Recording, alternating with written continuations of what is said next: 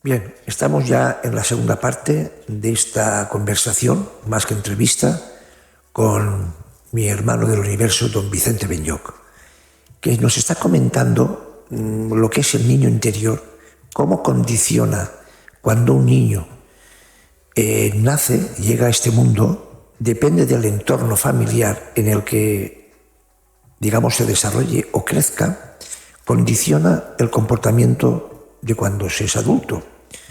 Y le había hecho una pregunta diciéndole, o sea, le había hecho una pregunta en la cual le estaba preguntando que cuando somos adultos y vemos comportamientos en personas que realmente no son normales, más que juzgar, deberíamos de preguntarnos qué le habrá condicionado cuando era pequeño a que esa persona se manifieste de adulto de esa forma de ser. Bueno, Juanjo, pues imagino que tú recordarás aquello que decía Jesús, ¿eh? De aquello de no juzgar y no serás juzgado, ¿no? Efectivamente. Y bueno, a mí me parece que aquel hombre cuando decía estas cosas, pues yo creo que sabía lo que decía, ¿no? Lo que pasa es que probablemente pues hablaba para un tipo de público que tenía que expresarlo en forma de parábolas o en forma de historias para que la gente lo pudiera entender.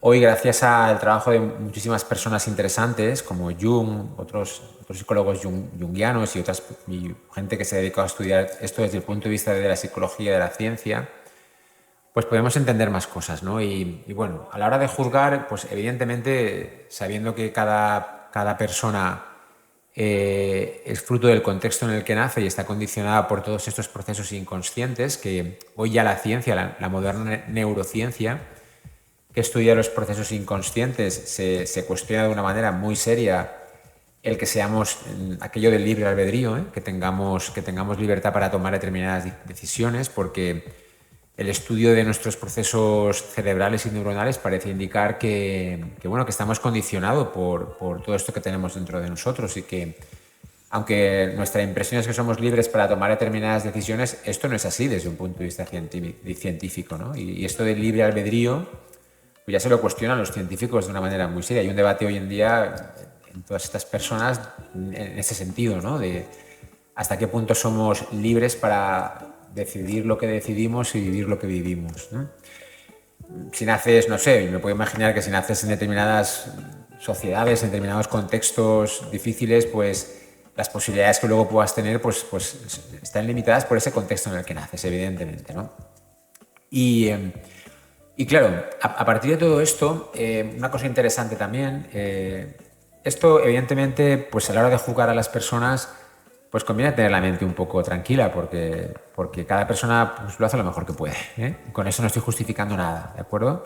No estoy justificando nada, pero bueno, si mantenemos la mente tranquila, pues esto nos puede ayudar. Además, porque el no juzgar, o sea, el que algo no vaya contigo o no sea tu manera de hacer las cosas, pues ya está, es la manera que vive otra persona y tú puedes vivir a tu manera y respetar simplemente lo que el otro está haciendo, ¿no? Pero ¿qué ocurre? Antes te decía que el niño interior está en el inconsciente y que este niño interior es una energía viva con tendencia a manifestarse en nuestra vida. O sea, que todo esto que llevamos dentro no vamos a poder evitarlo, no vamos a poder evitar el que lo veamos y lo experimentemos en la vida, ¿eh? Entonces, ¿cómo se va a manifestar este niño interior en nuestra vida? Pues se va a manifestar por diferentes mecanismos, ¿no? Digamos que todo ese contenido del inconsciente sale afuera por diferentes mecanismos, ¿no? Un mecanismo son pues los sueños, ¿eh? En los sueños pues esto aparece muchas veces, pues situaciones internas que a través del lenguaje simbólico de los sueños pues se nos envían interpretaciones, mensajes de qué está ocurriendo dentro de nosotros. Otro mecanismo a través del cual se manifiesta lo que hay en nuestro interior, nuestro niño interior, es a través de las fantasías, ¿eh? Pues muchas veces fantaseamos, ¿eh? Nos construimos una especie de mundos paralelos donde refugiarnos, porque a lo mejor nuestra realidad es muy difícil de afrontar en muchos casos, ¿no? De hecho, a veces cuando hay traumas importantes, estos quedan ocultos en el inconsciente y la persona ni se acuerda de estas cosas, porque digamos que la mente tiende a a olvidar o a ocultar todo aquello que es muy doloroso, porque, claro, sería imposible vivir con este dolor. Lo que pasa que esto que está dentro de nosotros, tú no te das cuenta, pero te sigue afectando en tu vida, ¿eh? En las relaciones, vives a la defensiva, cómo experimentas determinados aspectos de tu vida, ¿de acuerdo? Luego hay otro mecanismo que esto que llevamos dentro sale hacia afuera, que es el tema de los lapsus mentales. Esto pasa mucho a la gente que habla mucho, sobre todo a los políticos, ¿eh? Que cuando hablan mucho y tal, a veces, un lapsus mental, ¿no? Un lapsus mental es algo así como Se les va la idea, ¿no? Sí, como que el consciente se ha relajado un poquitín y sabe lo que la persona lleva adentro realmente, ¿no? Ya, ya. O sea que hay que estar atentos a estos lapsus mentales de algunas personas. Bueno, luego otra manera en que ese contenido sale al exterior es a través de los símbolos, ¿no? Pues los símbolos son las banderas, son determinados simbología, bien ornamental, colores, que el mismo símbolo es capaz de producir el efecto totalmente contrario en personas diferentes, ¿no? Hay personas que ante determinados símbolos reaccionan de una manera y otras de otra. Porque bueno, toda esta simbología que podemos ver además en todas las tradiciones que hemos visto históricas, ¿no? De la humanidad, pues era una manera de conectar o de dar vida a todo esto, a todos estos procesos inconscientes, ¿no? Y eso está ahí también. Se podría hablar de todos estos símbolos, pero bueno, de todos esos mecanismos de salida al exterior. Y el último de todos, que para mí es el más importante y el que podemos aplicar más en nuestra vida diaria, es el tema de las proyecciones, ¿eh? Las proyecciones es algo así como que todo aquello que tenemos en nuestro interior lo vamos a trasladar a nuestro entorno cercano, a nuestra pareja, a nuestros hijos, a nuestra familia. Es algo así como que todo aquello que hemos reprimido, todo aquello que hemos rechazado, todo aquello que no nos gusta de nosotros, pues lo vamos a empezar a ver en los demás. Entonces, vamos a empezar a ver cosas en los demás que no nos gustan, sin darnos cuenta que realmente eso que no nos gusta de los demás, pues no es de ellos, sino que es nuestro. Solo que como lo hemos rechazado y no lo reconocemos como propio, culparemos a los demás, culparemos a los demás de cosas que no reconocemos, y esto pues va a traer el conflicto a nuestra vida, va a traer el conflicto a nuestra vida pues seguro, ¿no? Porque esto pues de hecho lo produce, ¿no? En la relación de pareja, con los hijos, sobre todo con la gente cercana. Donde más proyectamos es fundamentalmente en la gente que vive con nosotros y en la gente que más queremos, ¿no? Es un mecanismo importante de proyección. Proyectaremos tanto aquello que no nos gusta de nosotros, que veremos en los demás, y además exigiremos que los demás cambien, cosa que no funciona nunca, y también a veces veremos en los demás cosas buenas que nos gustan y que a lo mejor no nos sentimos merecedores o dignos de poder expresar en nuestra vida. La proyección siempre es en estos dos sentidos, ¿no? En cosas que rechazamos y cosas que a veces no sentimos que podamos alcanzar. Y ya otro espacio de proyección muy importante es nuestro cuerpo. Vamos a proyectar en nuestro cuerpo en forma de enfermedades, en formas de patologías, determinados procesos que no hemos ubicado bien. A ver, dentro de ese comportamiento que viene obligado de una educación cuando se es pequeño, en la infancia,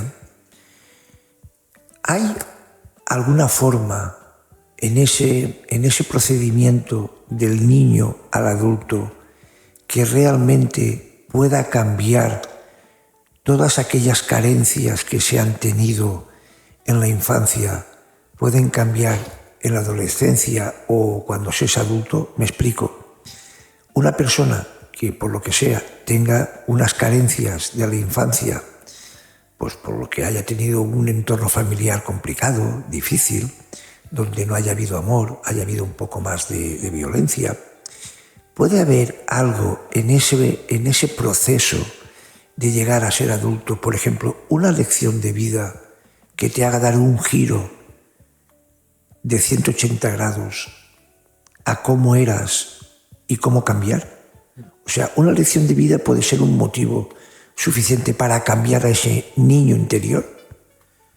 Bueno, vamos a hablar un poquito de lo que acabas de comentar y bueno, matizar o ampliar lo que se pueda entender por una lección de vida, ¿no? Bueno, evidentemente este niño interior, como he comentado, se va construyendo en nuestra infancia, fundamentalmente hasta los 7 años, que es el periodo más importante. Luego, en la adolescencia, aquello se podrá ir matizando, se podrá ir agravando o se podrá ir suavizando en función de la evolución de la persona y de la educación que haya tenido. También matizar o comentar que en una familia pueden haber diferentes hermanos y entre la misma educación, pues cada persona puede reaccionar de manera diferente, porque cada persona es diferente, ¿no? Y lo que a uno a veces le afecta, a otro no le afecta, ¿de acuerdo? Entonces se da de hecho muchas veces que ante mismas situaciones, pues las hermanos reaccionan de manera diferente porque hayan vivido como vidas diferentes realmente, ¿no? Pero realmente es que cada uno internamente pues lo vive de una manera, ¿no? Luego en la adolescencia es una etapa en la que uno está buscando un poquito su identidad, ¿eh?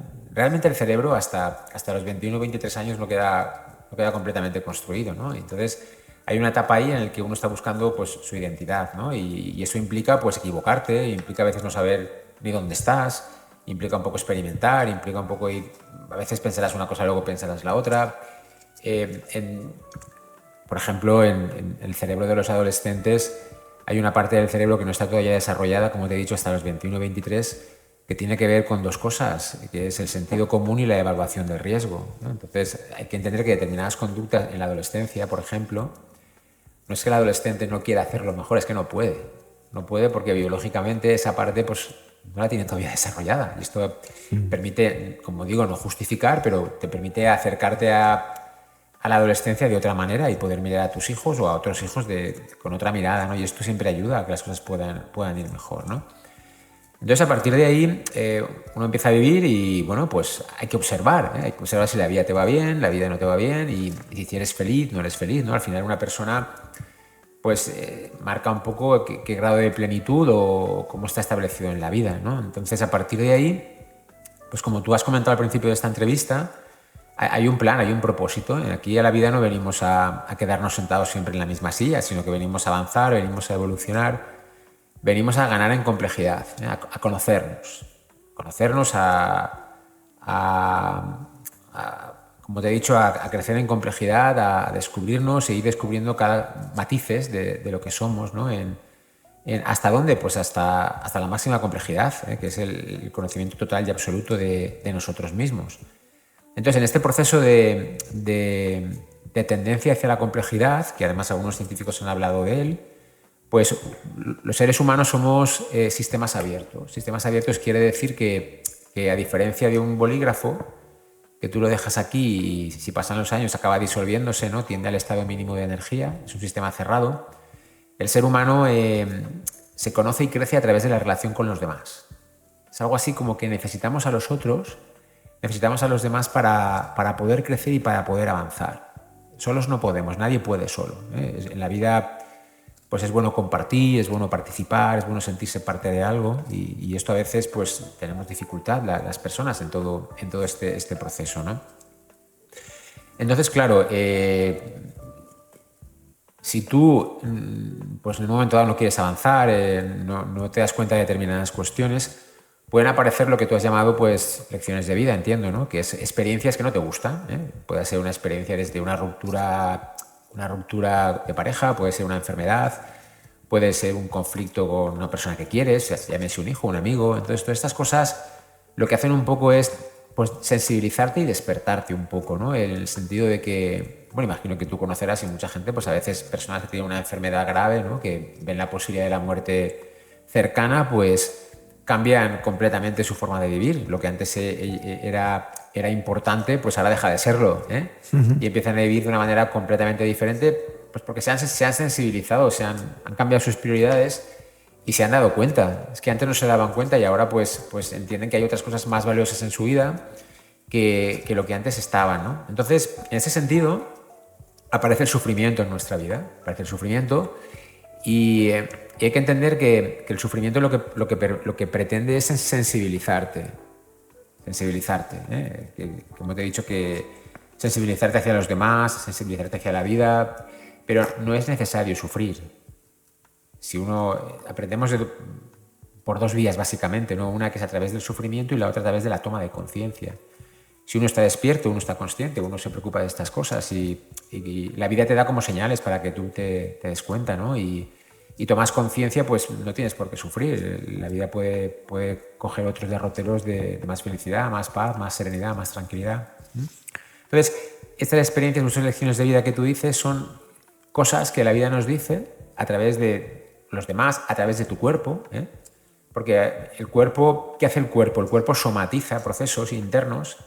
Evidentemente, cuando lo tienes en el cuerpo, te lo tienes que tratar físicamente, ¿no? Porque hay un aspecto físico, pero hay un aspecto emocional muy importante en toda enfermedad. Que has de darte cuenta que en el origen estaba eso, el proceso emocional, que no detectaste, no te diste cuenta, y como no te has dado cuenta, pues tu cuerpo te lo está manifestando. Y el cuerpo no engaña nunca. Tú te puedes contar un cuento para quedarte tranquilo, puedes autoengañarte, pero tu cuerpo te habla, ¿eh? Y te suele decir la verdad. Antes comentabas que sobre los 22, 23 años, el cerebro o la forma de ver la vida o de cómo vivirla no coge, digamos, el equilibrio, ¿no? Entonces, eso tendrá que ver con la madurez de la persona. Por ejemplo, yo me pongo a mí, en el caso mío, yo he madurado muy tarde. Hay gente que por la experiencia de vida que haya vivido en la infancia ha tomado unas responsabilidades a una edad temprana en el que a lo mejor las actividades que hacía no iban con la edad que tenía. Por ejemplo, se ha hablado muchas veces de, a lo mejor, familias que los padres han fallecido o que están enfermos y entonces ha habido un hijo a una edad temprana, 20 años, que ha tomado un poco el estandarte como si fuera el padre, el patriarca de esa familia, y se ha dedicado a cuidar de los hermanos, a llevarlos al colegio, a trabajar, a llevar dinero a casa, a hacer la compra. O sea, han tomado responsabilidades quizás prematuras para ese desarrollo mental que una persona no coge a lo mejor hasta los 23 años. También puede ser el caso contrario. Yo, en mi caso personal, yo he madurado muy tarde.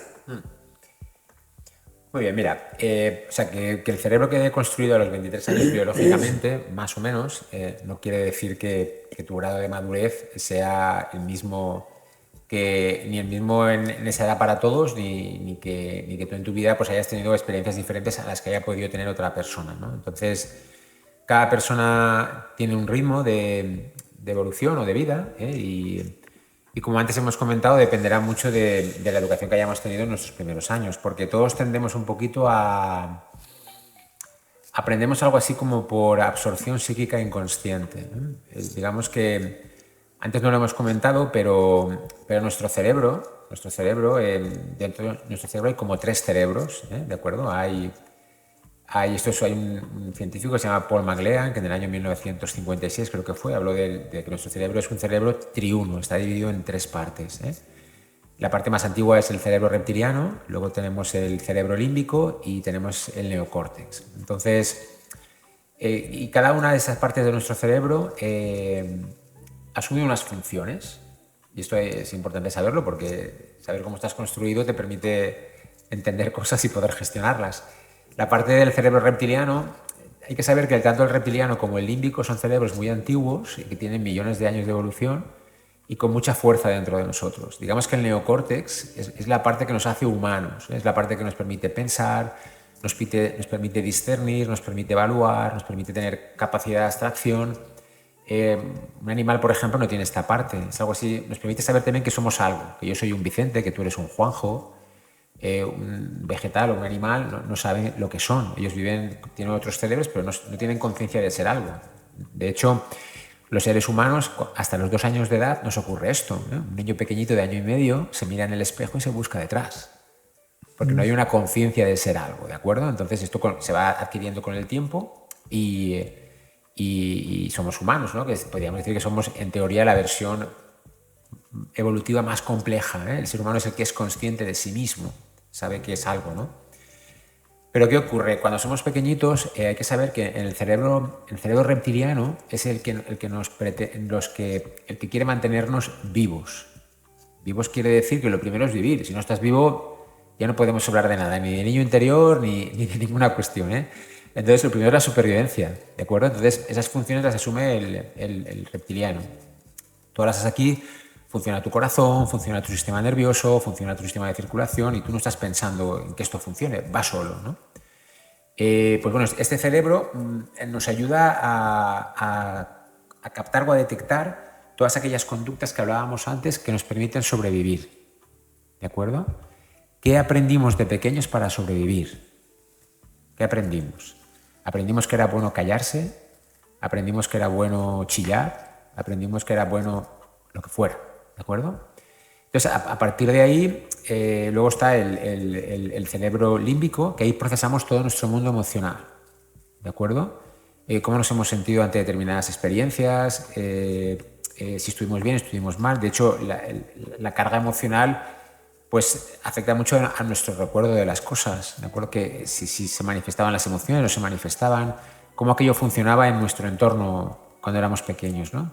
Y luego está el neocórtex, que es la parte racional, la parte que nos hace pensar. Pero mira, siempre que haya un conflicto, haya tensión emocional, estos dos cerebros, el reptiliano y el límbico, son mucho más potentes que el neocórtex. Entonces, siempre que haya tensión, presión, amenaza de la supervivencia, hoy en día la amenaza de la supervivencia puede ser tu punto de vista, tu manera de vivir, lo que tú quieres. Pues automáticamente estos cerebros se van a poner en funcionamiento y van a bloquear al neocórtex. Es decir, cuando hay situaciones de amenaza, de tensión, lo que va a salir en nuestra vida va a ser la respuesta que tengamos aprendida.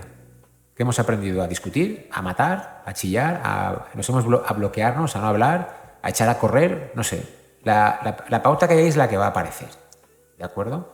Y esto, como te he dicho, son como programas que quedan registrados dentro de nosotros que luego vamos a ir repitiendo en nuestra vida y no nos vamos a dar cuenta. Pero están ahí, ¿no? Entonces, ¿qué has aprendido de pequeño? ¿Qué entendiste que era bueno para funcionar? Y esto te lo cuento todo porque a lo mejor la pauta que tú y yo aprendimos es que era bueno ser inmaduro, o que era bueno no preocuparse de las cosas, o que era bueno vivir sin demasiada sentido de la responsabilidad, por lo que fuera. Porque mis padres a lo mejor vivían así. A lo mejor mi padre y mi madre, pues yo capté que ellos, no sé, les daba un poco igual las cosas y yo he adoptado esa pauta de funcionamiento y la estoy repitiendo. Hasta que un día me doy cuenta que esa pauta a lo mejor de falta de madurez y responsabilidad, pues afecta a los demás. Y empiezan a pasarme cosas con los demás que a lo mejor no me doy cuenta cómo mis actuaciones pueden hacer daño a los demás o pueden hacerles bienestar o pueden afectar a otras personas. Me voy dando cuenta y a partir de ahí voy despertando. Cada uno tiene su momento, ¿no? Me has puesto el ejemplo de personas que a lo mejor con 16, 15 años, pues a lo mejor fallece el padre o es el hermano mayor de una familia y tienen que asumir muchas responsabilidades a mucha temprana edad. Pues también esto afecta porque ningún niño lleva bien esto, ¿eh? No se nos olvide que todo niño básicamente lo que quiere es jugar y estar tranquilo. Eso es lo que todo niño quiere, ¿eh? Y esto ayuda a estar bien, ¿eh? Entonces, determinadas responsabilidades muy pronto en nuestra vida pues también tienen un efecto, ¿de acuerdo? Porque esto luego, ¿qué ocurre? Por ampliar un poco cuando nos hacemos mayores, en la última etapa de nuestra vida, sobre todo a partir de los 65, cuando nos jubilamos y todo esto, pues también estas carencias aparecen, ¿eh? Porque hay que saber que nuestro cerebro se conecta con circuitos neuronales relacionados con la infancia. Entonces, todas aquellas carencias que tengamos de pequeñitos van a aparecer también en nuestra época, de nuestra ancianidad o en nuestra madurez más tardía, ¿eh? Y todos podemos observar cómo determinadas personas mayores se vuelven infantiles. Empiezan a acordarse de cosas cuando eran pequeños, de temprana edad, o un abuelo peleándose con su nieto por un trozo de pastel y cosas de estas, ¿no? Porque hay un niño ahí pendiente que va a salir. Entonces, si tú no has trabajado a este niño, no has tomado conciencia de él, pues al final sale. Sale de manera un poco desordenada, ¿no? Pero hay que saberlo. Bien, vamos a hacer una pausa, si te parece, porque esto vuela y no corre, vuela. Pero ahora, cuando retomemos la tercera parte, quiero que me digas todo esto, que ahora mismo es un poco, digamos, teoría, ¿cómo lo pones en la práctica en tu consulta con tus pacientes? Volvemos en un momentito. Muy bien, perfecto.